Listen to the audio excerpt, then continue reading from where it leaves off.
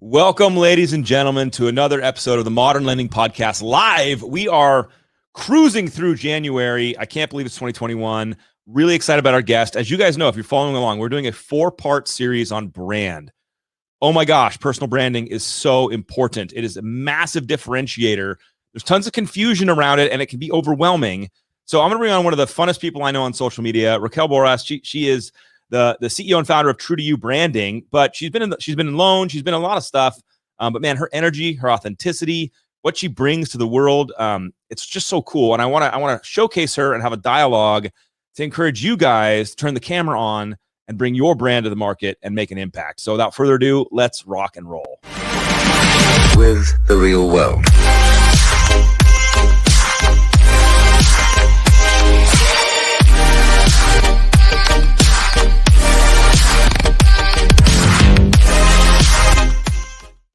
Okay. Hi, Raquel. Good to see you.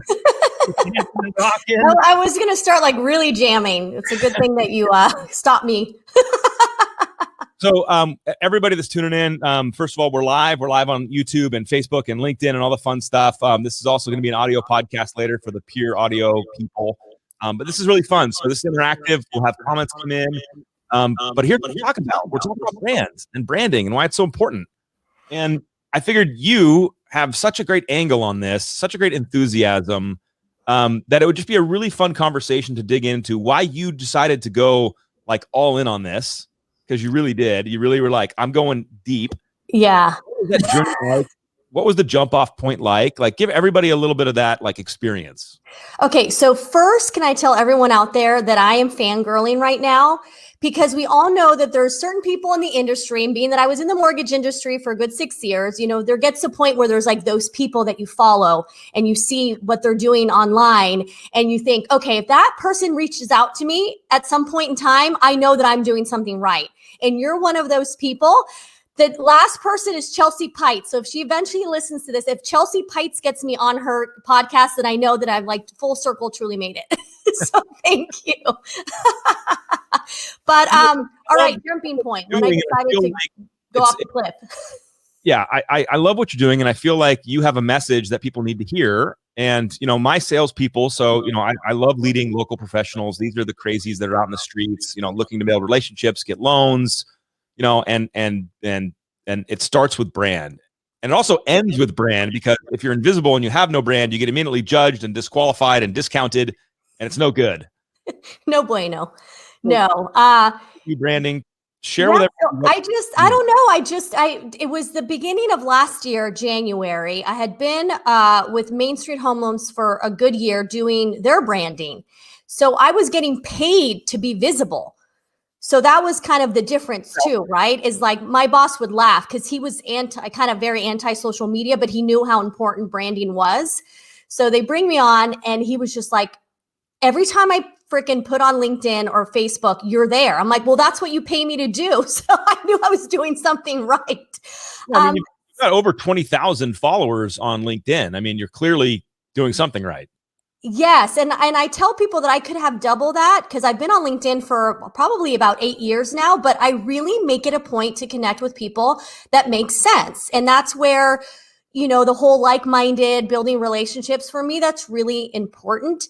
And so when I was building my brand with the mortgage industry, I had a lot of people reaching out to me and I thought, well, I want to be able to help folks in all companies, different industries. And so that's why I went ahead and went out on my own.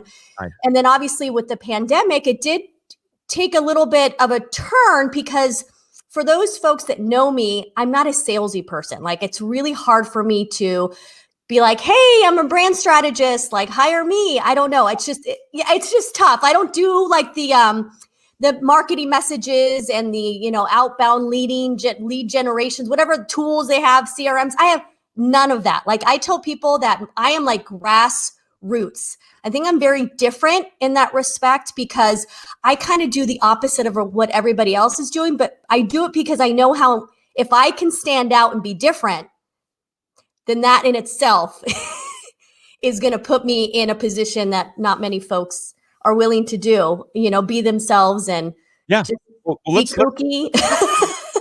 Let's unpack that a little bit, Raquel. Let's start with that. Like, how do you, as you consult people for branding and they're like, oh, what do I do? A lot of people have a misconception of what this means. They think they need a tagline. They think they need all these different like superfluous things. What do you start with somebody who's like, I'm ready to start a brand or my brand. What do I do? Like, the first thing I ask them is like, why are you doing what you're doing? Like, what is the why? And we all talk, you talk about it. You've talked about it with Chelsea, with Josh, that's the thing is like, I equate all of this like when people want to lose weight, right? We all know what we really have to do. We got to diet and exercise, but everybody wants like that fad diet, something like that quick fix. It's the same thing with branding. It's like there's certain things that you have to follow.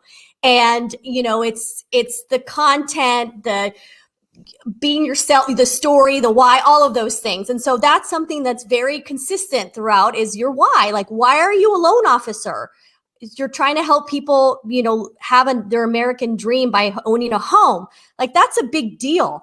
So you have to kind of showcase that why, like your passion behind it. Like that's how people are going to be drawn to you. They're not going to be drawn to you because you're telling them, certain types of loans or rates. It's like, hey, I really want to help you get into this home. And this is how I'm going to do it.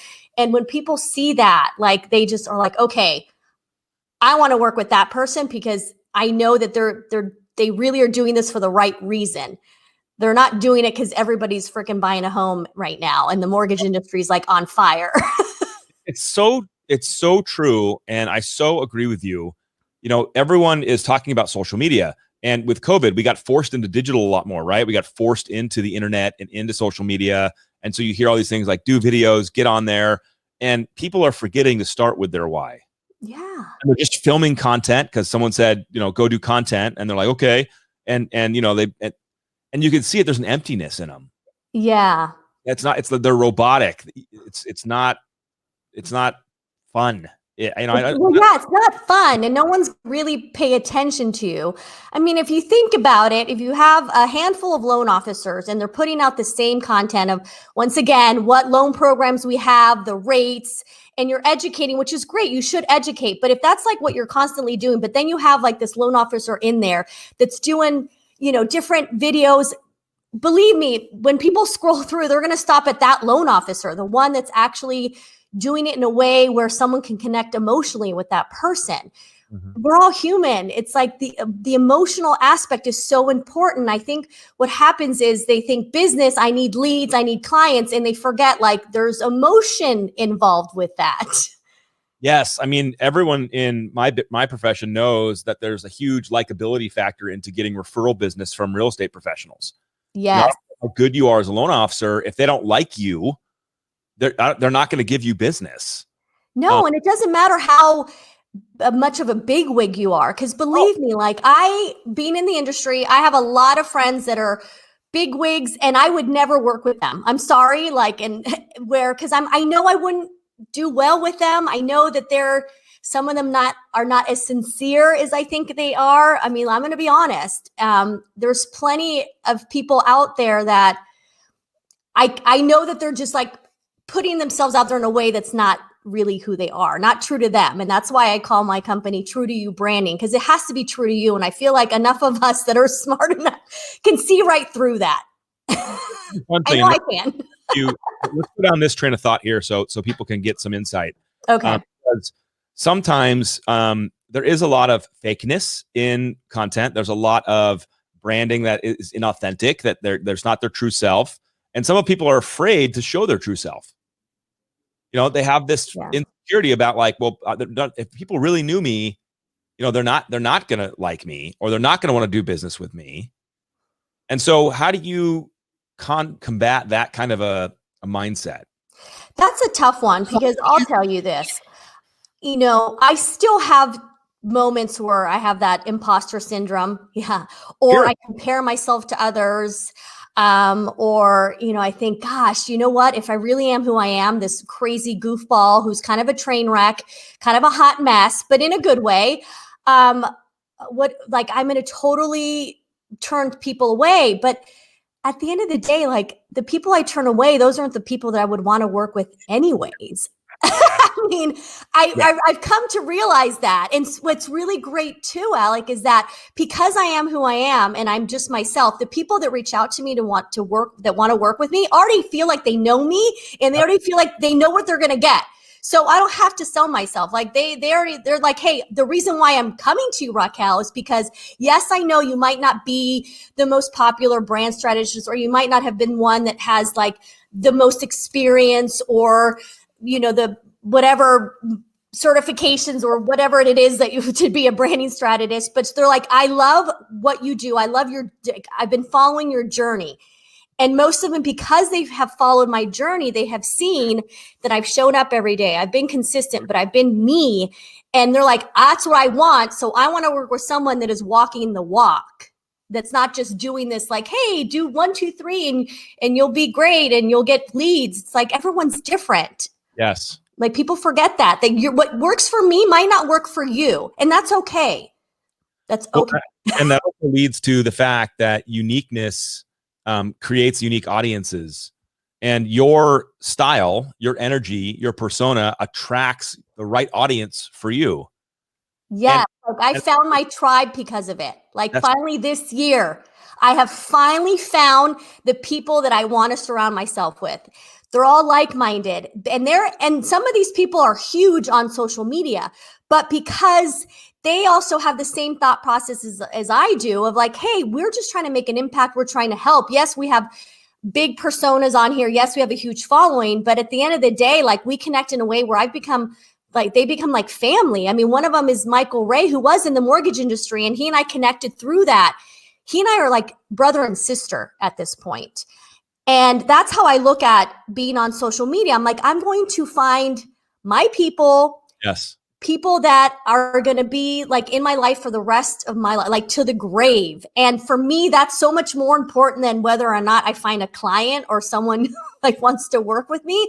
Like that to me does not matter at all when it comes to building relationships and people. And I just want everyone to hear that, because there's two themes there that I want everyone to understand. When you embrace your story and your authentic self, when you showcase who you really are, you attract this unique audience. Like Raquel's just speaking into it. You're going to attract the ideal client, right? Because we've all worked with clients that are nightmares, and we're like, wow, we just don't sync, and this is terrible, and I'm miserable. We've all had referral partners and partners that were like, oh my God, same thing. This is terrible. How do I not do this? But when you play this game and you're true to yourself, you attract those customers who want to work and those partners who want to work with you. And Raquel, you're a great example of that, because everyone needs to hear that.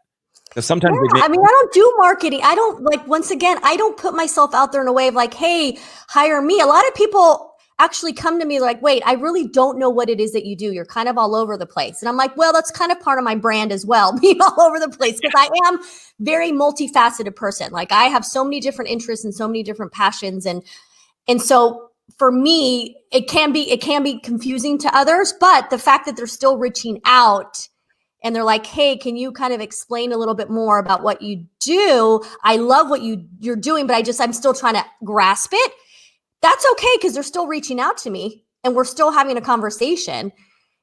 And so that's where like there's also, I think, a little bit of a disconnect with a lot of loan officers. They think that they need to put themselves out there as a loan officer, or else nobody will know that they want business, or that you can hire them. They forget that. They think, okay, well, if I don't talk about loans and where I work, well, then I'm screwed. No, you're not. Oh, there's my girl Megan. I told her to hop on. I told her, I'm like, what are you doing that if you're not at least showing who you are and showing up?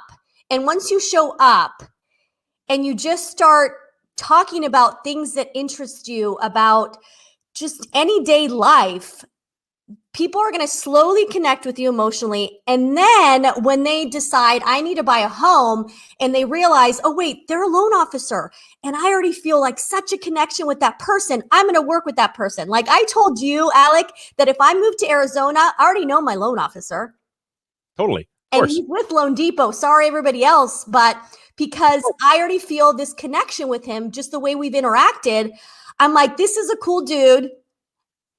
that's my guy, right? And I feel like I have people in different states where I already know, like if I move and say, I know who I'm going to hire, I know what realtor, and it has nothing to do with their clientele, like how many people they've served. It has nothing to do with that. It has to do with whether or not I feel like I can trust them. And in order to trust them, you have to feel like you know them. You have to like them. We say it all the time, but there's a reason why we say it all the time.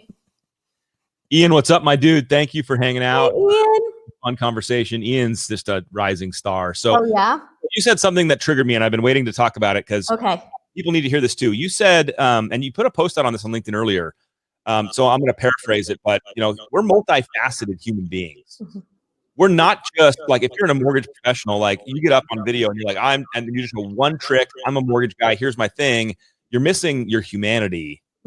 And yet, and so, but there's a line there of like oversharing and like, what kind of dirty laundry should I really share? But this is a really important conversation. So I want you to lean into it. You're a multifaceted person. You have passions in different areas. So does everyone. And so like, where's the balance? Like, how much humanity should I show? How many other things that I'm interested in should I be talking about versus my profession to try to get leads? I believe it's kind of like trial and error. It's getting to know who your network is, your audience, who's following you, because that's essentially what happened with me, is that I was like kind of treading water because I was like, all right, I'm going to post something and this kind might backfire on me. Like, for instance, when I posted about my mental health issues, about the fact that I had been depressed and attempted suicide when I was in college, I posted it for the first time on LinkedIn almost 2 years ago. And I thought, oh my gosh, this is going to backfire, because people are going to be like, why are you discussing this on a professional platform like OMG, TMI, all those things? Yeah. It was the complete opposite. And that's when I realized, okay, I have a really great network that I can trust. The fact that I've just shared this with them and they were so wonderful. Not one single person said anything negative. Not one. If anything, everyone's like, please, I'm so glad that you brought this up. This is so important in the workplace, our mental health, all of that. And so it just added fuel to the fire of like, well, I'm going to keep talking about it then. And then it just showed me that you can kind of go to the edge a little bit. But once again, I trusted my network because I'd been on LinkedIn for a while. I really did. And so I trust that what I put out there, they're going to embrace it and they're going to support me. And it's the same thing that I tell people. If you're new to social media, yes, you do have to watch how much you put out there at first, because let's be honest, some people might be like, whoa, who is this person? And they are sharing all this stuff. So it's a balance, right? Like and I think if you really just follow your inner voice will tell you. I really truly believe if you're self-aware enough and you know who follows you and you know who you're connected with, you're going to have a good sense of what's going to take and what's not going to take. I really believe that. You said something really profound about this in the beginning, and you started with, what's your why? Yes. And I feel like even if you're going to share your personal story and be vulnerable and be open, it needs to be grounded in your why. Because to your point, like I've seen people, I'm sure you have, we all have, who it's very cringy and you're like, wow, that's an overshare. And sometimes it's not, because maybe it's not connected to this burning why that I could see and understand and know, hey, no, they're sharing this because of this. And like talk about your new YouTube channel too. Like, what's going on over there? Yeah, well, see, that's my why. So my why has always been the same, where I just want to be someone that makes other people feel good. Like, I want to be kind, compassionate. I just want to make a positive impact. Oh, yeah. No matter what I do, it doesn't matter what industry, what profession. Like, I just want to be that person. Yeah. And so that's always what I go back to. So I started a YouTube channel about a month ago, and I am having candid, unscripted conversations with kids of all ages. Super stripped down. Like, there's no editing, there's no music, we're not doing anything exciting. I'm just having a one-on-one conversation with a 12-year-old. I've had ones with 8 and 5-year-olds. I have one tonight with with Michael Ray's son, who's 15, who's a teenager. And so, hey, Kyle, yay. And the reason why I'm doing that is because part of my why is, once again, my word for this year is impact. And I feel like our youth right now, they are in so need of us to pay attention to them, to listen, to, have them feel loved, worthy, all those things. Because let's be honest, if we have kids that feel neglected and feel like there's doom and gloom in this world, it's only going to get worse, because as they get older, become adults, we're screwed. Yep. And so I knew I loved to talk. I've been on a ton of podcasts and lives, and I'm loving it. And so everyone's like, oh, you should be a host. You should do this. I'm like, yes, but I want to do something different. Once again, like, I want to do something that I feel is me.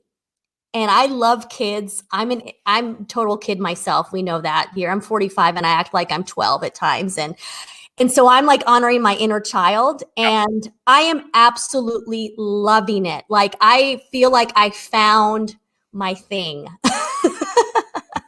But I'm still doing branding too. That's what's so cool, is that once again, I don't say that I do that, but people naturally are kind of gravitating towards me of like, hey, I also see you changing your brand a little bit, pivoting, which I think is really important too, where there's going to come a point where you put yourself out there in a way where you're like, maybe that's not kind of like how I want to be seen or where I want to go with this. It's okay to pivot. I mean, look at Madonna and Lady Gaga. Those women reinvent themselves all day long, but they stay relevant because they do that, because they're adapting with the times. And so it's okay that I'm a branding strategist, yet I am changing my brand a little bit. Like, it's all good, folks. I lose credibility because of it. If anything, I gain it. Well, I do want to have the conversation deeper on this concept of pivoting and this concept of evolving and changing, because we just went through and are arguably in the middle of one of the largest pivots / changes of societal behavior, like, in our time, right? Yeah. So and specifically for local mortgage pros who are used to going out and meeting agents, having face-to-face meetings with customers, like, that's everything they value. And yet all of a sudden now it's like stripped away, and the forced change. And now there's new things like learning how to be on camera and learning how to do that well, so you don't sound terrible. And it's pivoting is very hard. It's very hard. It is very difficult. And that's my guy. That's who, see, he knew I was talking about him. Yeah, look at the hair for me. It's that, it's the windswept. It's the Colombian thing for me. But yes, I mean, okay, repeat the question, because now see what happens is the hair comes on and then you're like, woo! Yeah, so for those of you listening, it's Chris Medine, so just sorry, he's ruining the podcast. Thank you, Chris. So I want to talk about pivoting and changing. Okay, that's right. There are people that are afraid of change. There are people where change hurts. I have mortgage professionals that have gone through they went through the hard labor of building a successful business. And now they're being forced to change how they do things. And they're like, they're pissed. They don't want to do it again. They don't want to go through the vulnerability and the pain of rejection and learning new things. They don't want to do it, but it's happening right now. So I want to talk about change and pivoting, and that it's okay. And you laid that up perfectly. So how do you help people through that? That is a tough one. I'm not going to sit here and like blow smoke up your absolutely on that one. It is really hard, especially those that, like you said, are pissed. They're kind of like, are you kidding me? Like, I hate social media. Now you're telling me I have to get on it. And there's so many platforms and I don't know what to do. I mean, Clubhouse just came out and that was overwhelming for me. I kind of had to step back because I was going down a rabbit hole. So I just tell people, once again, like, listen to your inner voice, your heart. If it's telling you to just dabble in Facebook or just dabble on LinkedIn or Instagram, that's okay. And then baby steps, right? So yes, you should be on video. Yes, you should be out there putting content. But if you're not ready to do that, and Chelsea talks about this, and she just talked about it with you the other day, then start engaging, because when you engage, that's just as powerful as putting out content. Because what happens is when you're engaging with people's posts and you write in a comment, people are reading your comments. They're seeing what you're saying. So you're already showcasing who you are as a person. Yep. So like, for instance, on last Friday, I didn't have any content because my content is, I do it like right then and there, whatever in the moment. Like, I don't prepare my content. I don't have a scheduling app, none of that. Like, it literally is just like, oh, I'm going to talk about this. Like, that's how it works for me. So for instance, on Friday, I woke up and I was like, all right, you know what? I might have posted something, but I dedicated the day to going to my LinkedIn and giving love. So Nice. I went through my feed and I was like, okay, this is where I'm just going to focus on commenting on people's posts that resonate with me, that connect with me. And I'm going to make sure that I comment insightfully. Now, when I say insightfully, I mean like you actually paid attention and read the post, because it cracks me up when people are like, they'll ask a question and I sit there and I think, well, had they actually read the post or watched my video, they would have known the answer. So I know for a fact you didn't pay attention. So pay attention, like write something that makes sense and then have it be like your voice. I'm a smartass. I'm funny. My comments are pretty funny. And I don't know where Alec went, but yes. So when I comment, I make it my personality. So if I put little funny emojis or I'll just do something kind of fun, and when people read that, they automatically can tell that, okay, this chick right here, like she's got a good sense of humor. Totally. I want to connect with her. And so you fell off for a little bit and I just kept going, Alec. Yeah, I for sure did. It's just we're live. I had no worries at all. I was like, yeah, I was like, I'll just keep it going, keep it rolling. So I've had a lot of people reach out to me that say, hey, I saw one of your comments on so-and-so's post. I really like what you had to say. I really think like you'd be really cool to connect with. And then that's how it starts. Yep. And that's by me just engaging other people's content. You know, show up in any way you possibly can. And then it'll get easier. It definitely will. You'll get used to it a little bit more. It won't be so scary, especially when you start posting and you see people's reactions and they really start engaging. You're like, oh, wow, like I'm starting conversations with people.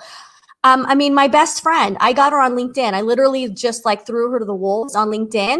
So good. And she is like, Raquel, that is the best thing that you ever made me do. She was on Facebook, Instagram, but she just wasn't finding like her tribe or building. She wasn't able to really connect and build relationships on those platforms. So with LinkedIn, she's already been on podcasts. She's already on lives. Because she's sharing her story and people are automatically connecting with her. People have no clue that she's a speech teacher or a speech therapist. You know, I just want to echo it because the reality is if you want success, and what I mean by that is if you want relationships, you want influence, you want a chance to do a loan for somebody or sell a product or whatever you want, the core reality is you have to be where the people are. You can't be hidden. You can't be invisible. You'll never win. You'll never get noticed. You have to be where the people are. And that you have to be on camera and the podcast host. But it can mean simply you could just talk to people and make comments. Simply talk to people. Yeah. Once again, like I equate it to as we're not at networking events, we're not at happy hour. So this is your way of smoozing and mingling, and like you've got to do it with just commenting and not only that, like if there's certain people that you've been following on social media or you've been connected with and you really want to work with them or you're really trying to get in front of them, just start engaging in their posts. Like I've connected with a couple people that are pretty big and kind of where I thought like out of my league. And I just was like, screw it. I'm just going to start engaging on their posts. Like what's the worst that can happen? Nothing. But let me tell you, I usually always get a response or a message like, hey, Raquel, I just want to thank you for always engaging in my posts. And I do the same thing too. Like funny, Mr. Medellin right here, he reached out to me to be on his podcast a while ago. And he reached out and I responded right away. And I thought it was the cutest thing because he goes, oh, wow, I can't believe that you totally responded. And I'm like, what do you mean? He's like, well, you're kind of a big deal. You're kind of a celebrity on LinkedIn. I'm like, what? But so he was even shocked, but I tell people all the time, like we're all like, like even the big people or whatever that you think are out there, like we're all human. So reach out. Like you'd be surprised. That a little bit because, we're in sales and so we prospect and we try to build relationships and we go after realtors. And so there's a difference between, randomly sliding into someone's DMs with a business proposal, which is, or like a pitch, the grossest, rudest, weirdest thing. And then, actually like being interested in somebody and commenting on their posts that you see every now and then without being a creep and going back 4 years on their Instagram handle and like liking videos from a long time ago. Like But like, That's the best when you have like a new connection and suddenly you have like 50 notifications and they liked every single. I get that on LinkedIn too. I'm like, dude, or like, I get it. you know the DM's coming any second when they've gone back in time. And by the way, sometimes it's flattering and meaning like I know people that gone back and looked at old content of mine and like because I do that for people. Like I might connect with someone new on Instagram and be like, well, I want to go see what they've been up to. This is really cool. Like I found this, and then I accidentally like something from a long time ago. I'm like, oh no. That's the funniest. Yeah, we were like, wow, how far back did this person go to see who I was? Like, so share a little bit more about like etiquette. Share a little more about commenting etiquette or direct messaging etiquette. How can people do that well so that we don't look like we're cringy creeps? I'm not a believer of the spammy messages. I know that people still do it because apparently like it's kind of working for them. So I'll give you an example. I have a video that I posted on LinkedIn. I made this video that was like, stop in the name of spam. Sorry, I can't sing. Before you break my heart, think it over. And I have a spam and then I have a little aching heart. And I send that to people when they spam me. And some people don't respond. Some people do, but I get their attention and then we create a conversation. And so that's what just happened this morning. I had a guy that had spammed me like 5 times and he was in marketing. And I sent him the video and he responded and he was like, wow, that's like the best response I've ever received. And we did engage in a little bit and then we were done. But like, I mess with people because I want them to realize like, hey, this is not working for you. Yeah. And the kind of working is everyone knows it's terrible. And so I'm not a big fan of that. If you're going to reach out to someone, at least once again, like if you saw something in their post that resonated with you, comment on that. Because believe me, if you know that someone took the time and energy for you, it's human courtesy to do the same in return. And that's what I do. If someone actually is taking the time to do that and message me in that way, I'm going to respond. Number one.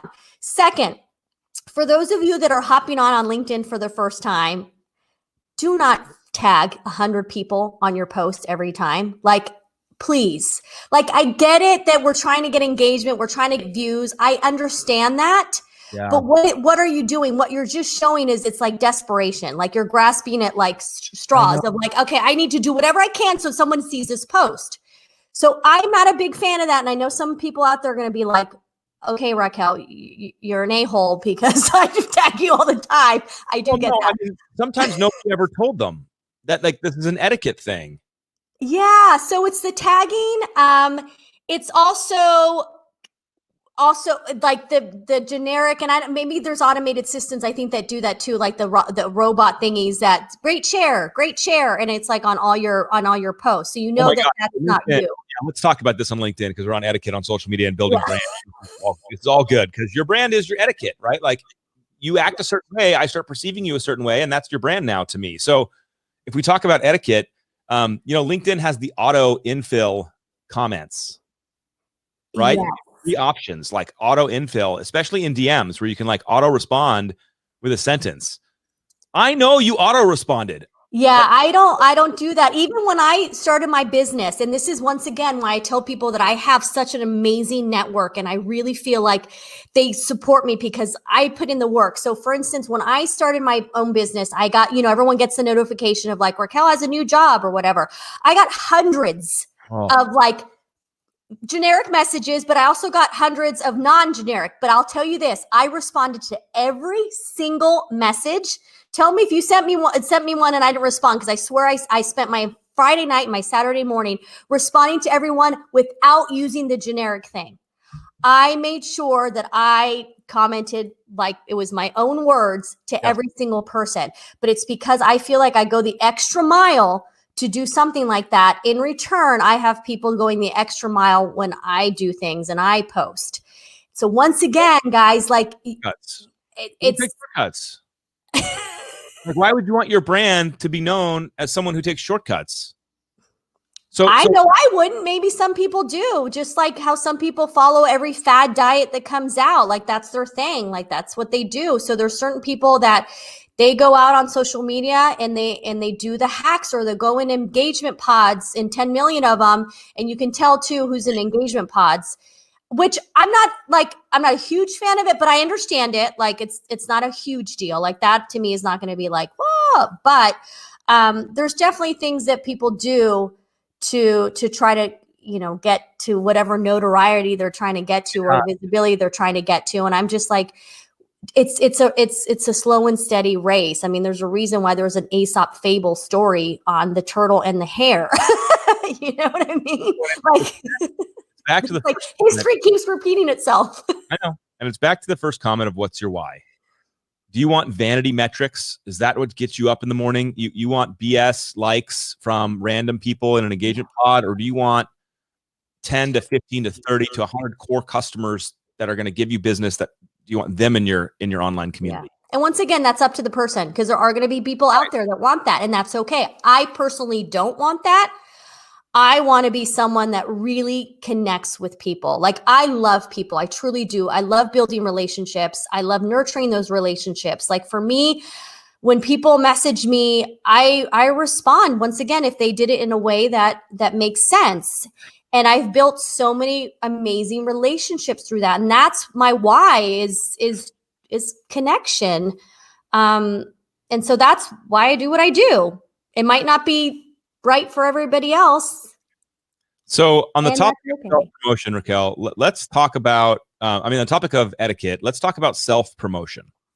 Okay. Yeah. Talk about brand building, guys. And I'm seeing a lot of self-promotion on the internets.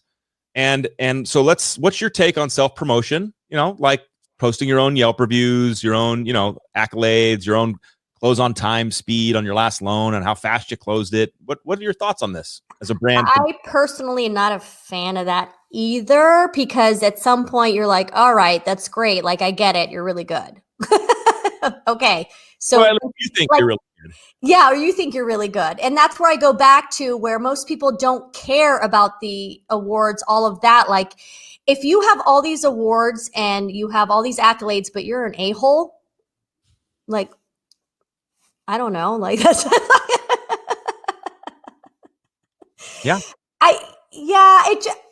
I think also with me, and that's where I'm kind of a little bit different too. I'm like super, I'm an empath, and I just really feel a lot of things, and I'm just really sensitive to those things. So for me, I can be a little bit overly sensitive.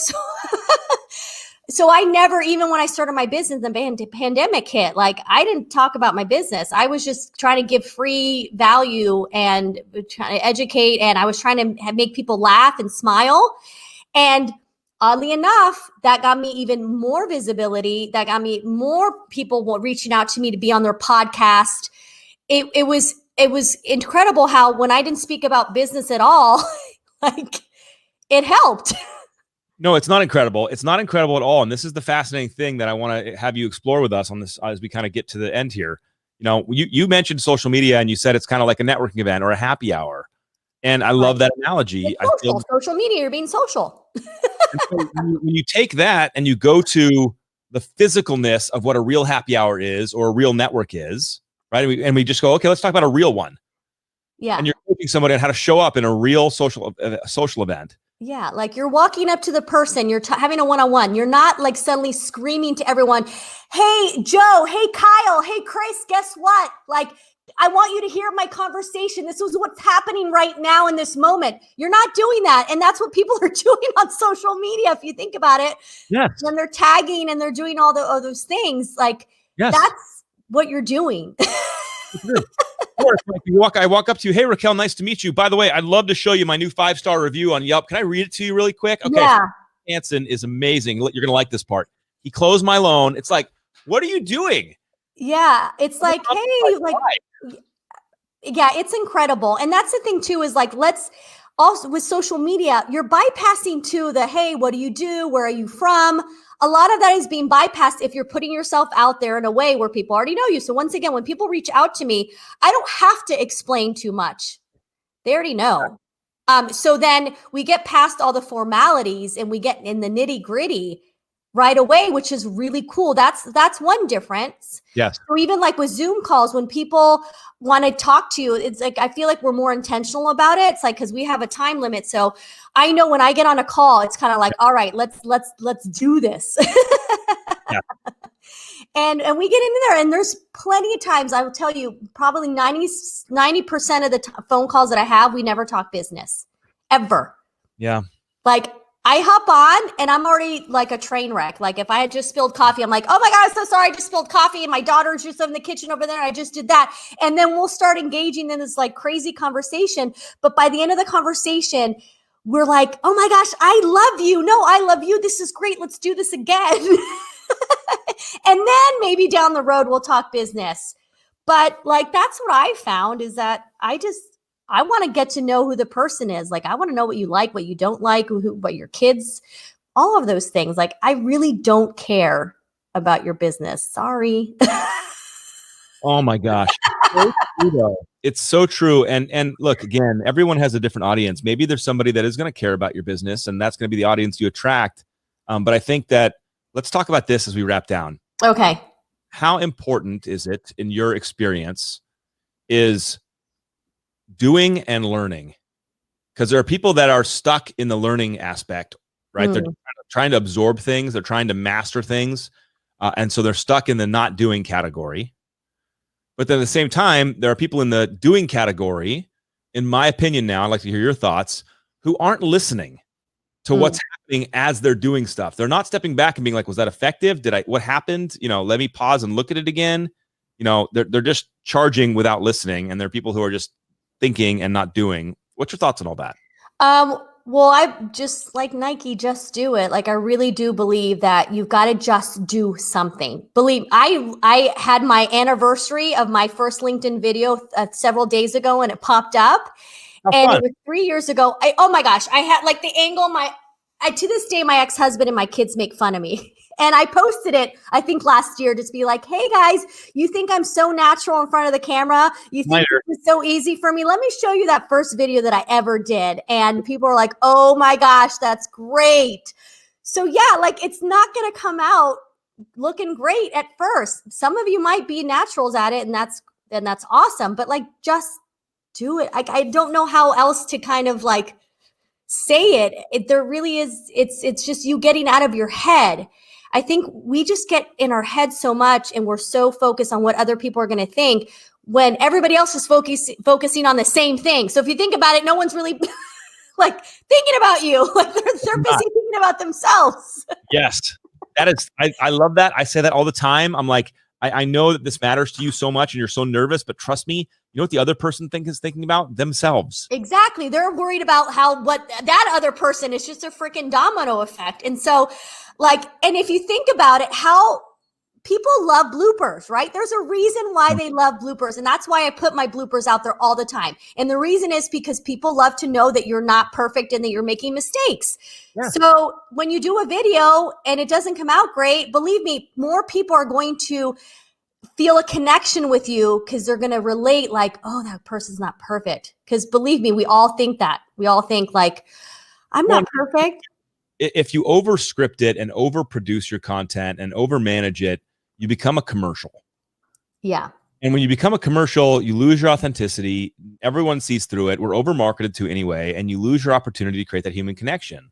Yeah, so just get on there. And I love it because I have so many people that have reached out to me. And this is like where I just get so like, oh my gosh. I have people that message me all the time, or they'll tag me and they'll say, because of Raquel, this is my first video, or thank you to thank you, Raquel, for inspiring me to just do it. And I tell them, tag me on it so that I can comment and like, and I can share you to my network, because I always feel so proud. And I even had a guy, he mentioned me and Josh Pitts, a loan officer, and he had mentioned something like, thank you to Josh and Raquel. I've been following you. You've really been an inspiration to put myself out there, and it's really made a huge difference. Like, that's where it's so cool. And so that's why I'm like, just do it.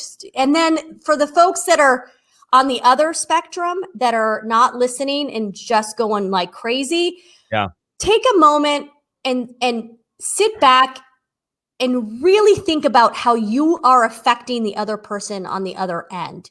And that's something that I really have thought about this during COVID. And I've changed the way I post on Instagram and Facebook now, and even my stories. So I used to be that person that was just putting content out, like, so taking pictures of my food or taking pictures of like all this like stuff that just didn't make sense. If anything, I was like, why am I doing that? Am I showing off? Am I trying to validate that I'm like cool? Like, why am I posting this? And I realized that all I'm doing is making other people on the other end feel like shit because they don't have what I have, or because they're not as successful or as successful as they think I am, because I'm really not that successful. And so that's where I've really pulled myself back and had that kind of like inner conversation of like, Raquel, remember, there's a human being on the other end. So good. And that, like, you are making an impact. Like, people are paying attention to you. They're watching you. Like, do you want them to walk away feeling good when they see a post of yours? Or do you want to have them walk away feeling like crap or feeling unworthy or comparing themselves to you? Obviously, there's things that I put out there that people are still probably going to be like, oh, I wish I could do that or so forth. But I really do try to do it in a way that makes sense. And it's just not content. Like, I'm not putting out content just to put out content. I'm putting it out there for a reason. Yeah. And that's how we started this podcast. That's how you started the podcast, Raquel, was just, what's the why? Why are you out there in social media? Because everyone's telling you to, but why? What impact do you want to make? What relationships do you want to make? Why are you here? And if you really want to make an impact, the only way you're going to do it is by having visibility, by people seeing that. I mean, I know a lot of people get freaked out of like, oh, I don't want to seem self-serving, or I don't want to seem vain. It's like, listen, believe me, if you're leading with your heart and you're doing it in a very genuine, sincere way, people are going to know that you're not out here just for vanity. Like, they know that you're actually trying to do something to change the world and make an impact. Like, and how wonderful is that? The more people that you can touch and reach, the more impact you'll have. And that's kind of like where I'm at too, where I'm like, I want to be on all these podcasts. I want to be on all these lives because I know what I'm doing with my Rock the Boat YouTube channel is doing something really good for our children. And it's not about me. Like, it really isn't. It's about these kids. And so that's why I naturally am like, yes, like, I'm going to be out there even more because I'm helping these kids. You know, thank you for coming and hanging out with me today, Raquel. I know people are hearing this conversation and they're getting excited because this is not a complicated thing, my friends. It's not. There's some etiquette. There's some new stuff to figure out, like cameras and stuff. Sure. And you'll get better. And that's all good too. But there's also a great community of people out here that want to support you and be with you on the journey. Like, I love Raquel's comment, like, tag me. I want to support you. You know, we're all like, don't be the person that like tags 10 million people, but like, if you tag me and it makes sense, like, I'm all for it. Like, I really am all for it. And so, you know, we hit the core topics today. Raquel, what would be a final, I mean, and it's always hard, right? But like, what kind of like final statement comment would you make to a sales professional out there who's looking to get digital, who's trying to understand brand more? What would you say? What would you tell them? You know, if there is someone that you've seen, that you followed, or that you resonate with and you really like what they're doing, reach out to them. Like, you'd be surprised how many people would be willing to help you and to give you tips and ideas. I tell you, people who reach out, I get that all the time, and I do help them. Like, I'm not charging them. I'm like, hey, you know, this is what I would do, or hey, I would, you know, maybe do that. Yeah, just reach out to those folks. And then just follow them too, because you'll get tons of advice and feedback from what they're doing. Follow them, engage with them, and you never know, they might end up being like a mentor of yours. I mean, I have several mentors that I never would have thought that I would have even had like any kind of friendships or relationships with them, just because I was ballsy enough to reach out. And now some of the connections that I have and the people that are in my corner, like, I still every now and then have to like pinch myself, but it's because I made the effort. Like, I'm being rewarded for the work that I'm putting in. I know how much work I've put into all of this. So I am appreciating it, and I'm really like owning it, and it's okay. Like, it's the best. It's all good. Thank you for being this ball of positivity and delight. I know I'm such a rambler and I'm all over the place and I can talk on. So I hope I made sense. did. You made it. I know that people listening to this, I mean, for everyone that commented, thank you. But I know that everyone else that's going to listen to this in the future is going to pull something, a little nugget to take into their own world. And so just continue being a badass. Thank you so much for hanging out with us today. Thank you. Friends, thank you. This wraps up another episode of the Modern Lending Podcast. I will see you guys on the internet. Have a wonderful, wonderful day.